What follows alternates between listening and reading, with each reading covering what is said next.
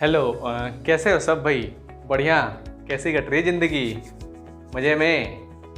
और पढ़ाई कैसी चल रही है? चलिए ठीक है। तो आज क्या करने वाले हैं हम लोग? तो आज जो है लास्ट क्लास में इससे प्रीवियस वाले लेक्चर में हम लोगों ने क्या देखा था? हाँ, तो क्या देखा था? कूलम्स लॉ के बारे में क्या देखा था कि दो चार्जेस होते हैं प्लस Q1 और प्लस Q2, है कि नहीं? दो चार्जेस होते हैं ना, प्लस Q1 और प्लस Q2, और दोनों के बीच का डिस्टेंस कितना होता है? हाँ, R होता है ना। तो चलो दो पॉइंट चार्जेस हैं, दोनों के बीच का डिस्टेंस कितना होता है? R होता है। और दो चार्जेस जब R डिस्टेंस से सेपरेट होता है, ठीक है, तो उस पर क्या लगता है? इलेक्ट्रोस्टैटिक फोर्स, मतलब स्थिर वैद्युत बल लगता है। ये तो बताया था ना मैंने।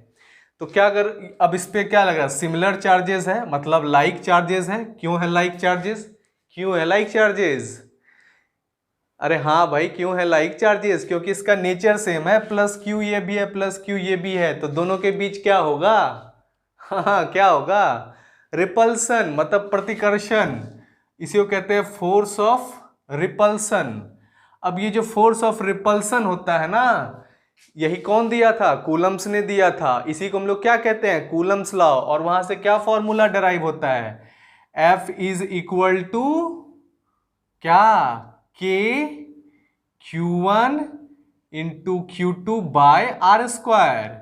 और इसी K की जगह पे क्या होता है वैल्यू? मैंने बताया था यार, प्रीवियस वाले वीडियोस को देखा, उसमें देखो मैंने सारा चीज बताया था। Q1 bye Q2 by R square.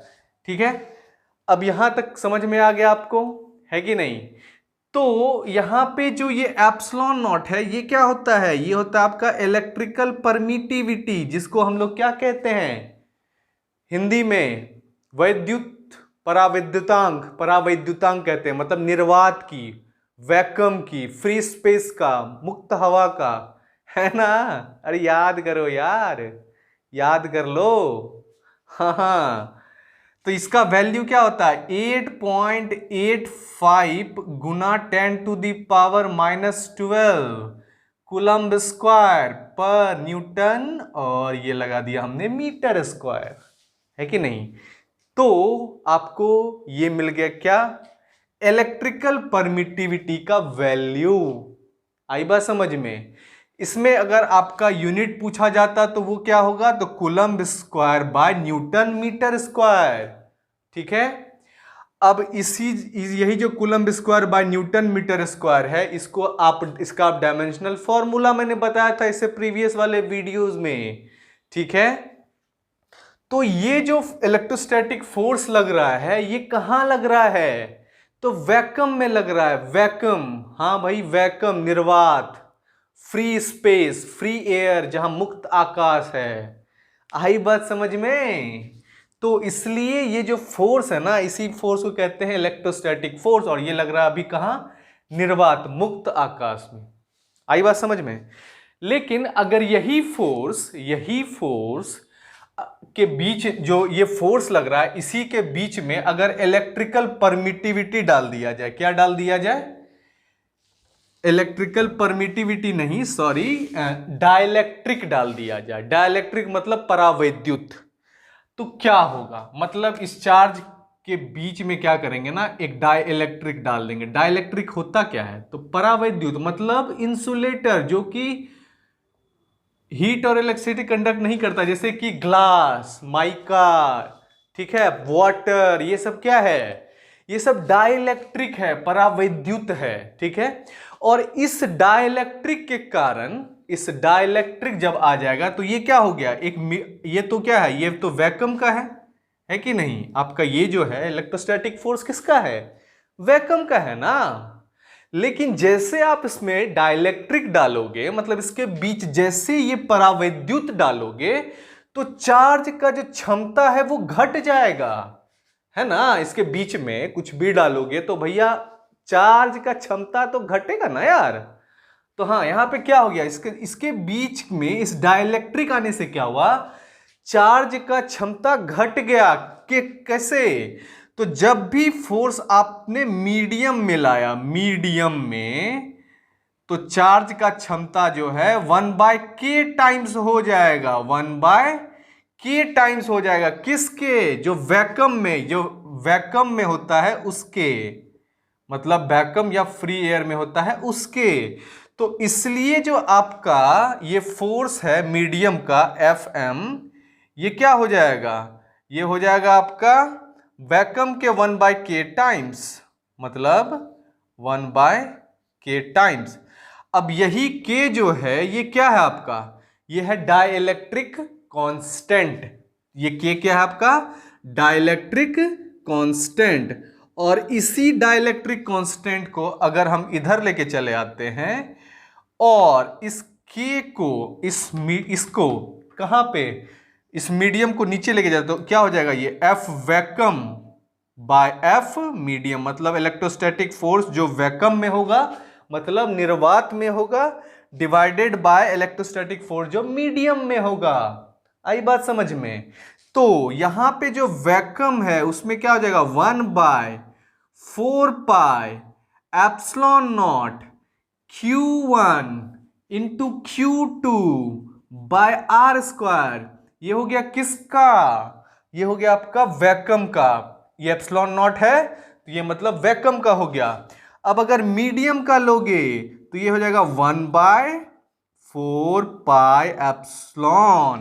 देखो ये जो एप्सिलॉन है ना, हाँ भाई ये एप्सिलॉन ये मीडियम का है। किसका है? इलेक्ट्रिकल परमिटिविटी मीडियम का।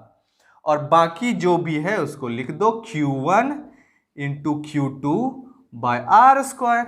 आई बात समझ में? अब ये जो है 1/4 पाई एप्सिलॉन नॉट 1/4 पाई 4 पाई ये कट गया, बचा एप्सिलॉन। यहाँ Q1 Q2 कट गया, Q1 Q2 कट गया, R स्क्वायर कट गया। तो क्या बचा यहाँ पे? तो यहाँ पे K का वैल्यू बचा कितना आपका? यहाँ क्या 1/एप्सिलॉन नॉट बचा और नीचे में क्या बचा? 1/एप्सिलॉन बचा। अब यही एप्सिलॉन ऊपर चला जाएगा और ये क्या हो जाएगा? एप्सिलॉन नॉट नीचे चला आएगा। अब यही एप्सिलॉन बाय एप्सिलॉन नॉट जो है ना, इसी को कहते हैं एप्सिलॉन आर, रिलेटिव परमिटिविटी। क्या कहते हैं इसको?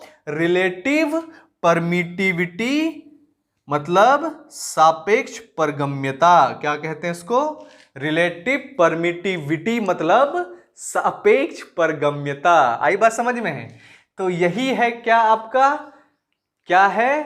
रिलेटिव परमिटिविटी, ठीक है, का कंसेप्ट। कि जब दो चार्ज वैक्यूम में, मतलब निर्वात में ना होके, अगर वह किसी मीडियम में है, मतलब किसी एक डाइलेक्ट्रिक उसके बीच में है, तो जो इलेक्ट्रोस्टैटिक फोर्स का वैल्यू है वो 1/k टाइम्स हो जाएगा वैक्यूम के। ठीक है, तो इसलिए हम लोगों ने क्या किया, यहां पे k को इधर लाया और मीडियम को उधर कर दिया, क्रॉस मल्टीप्लाई कर दिया, तो F vacuum by F medium, जिसमें सिर्फ बचेगा आपका सब कट के 1/एप्सिलॉन नॉट बाय 1/एप्सिलॉन। अब यही एप्सिलॉन जो है ऊपर चला जाएगा और ये एप्सिलॉन नॉट नीचे आ जाएगा। ये एप्सिलॉन आर, इसी को कहते हैं क्या है? Relative permittivity. आई बात समझ में? ठीक है, सापेक्ष परगम्यता। और याद रखना, ये जो सापेक्ष परगम्यता होता है, मतलब रिलेटिव परमिटिविटी होता है, इसी को K कहते हैं, डाइलेक्ट्रिक कांस्टेंट। तो इस चीज को दिमाग में सेट कर लो आप कि जो डाइलेक्ट्रिक कांस्टेंट होता है मीडियम का, जैसे मीडियम में जो भी ले लोगे, जैसे मीडियम में ले लोगे आप क्या सब, तो जैसे वैक्यूम एयर में होता है K का वैल्यू 1, क्या होता है? K का वैल्यू 1। उसी तरह से वाटर में जो है डाइलेक्ट्रिक कांस्टेंट K का वैल्यू क्या होता है? 80। मिका में कितना होता है? 6 होता है माइका में। और ग्लास में 5 to 10 होता है। उधर से मेटल में इन्फिनिटी होता है। आई बात समझ में? तो यही है आपका रिलेटिव परमिटिविटी का कंसेप्ट, मतलब डाइलेक्ट्रिक कांस्टेंट का कंसेप्ट। आई बात समझ में? ध्यान दो, किधर तो आएगी यार, इधर तो देख लो। बिजी हो गई मैं किधर से किधर, मतलब ठीक है, समझ रहे हैं। मोबाइल एडिशन आ गया पबजी का, समझ रहे हैं। चलो ठीक है, चलो ठीक है, तो फिर नेक्स्ट क्लास में मिलते हैं, ठीक है, नए टॉपिक के साथ। तो इसको अगर समझ में नहीं आया तो इसको रिपीट मोड में देख लो यार, ठीक है। चलो बाय, फिर मिलते हैं नेक्स्ट क्लास में। चलिए मेहनत कीजिए और हाँ, पढ़ते रहो यार, बाकी जो करना है करते रहो, पढ़ते रहो।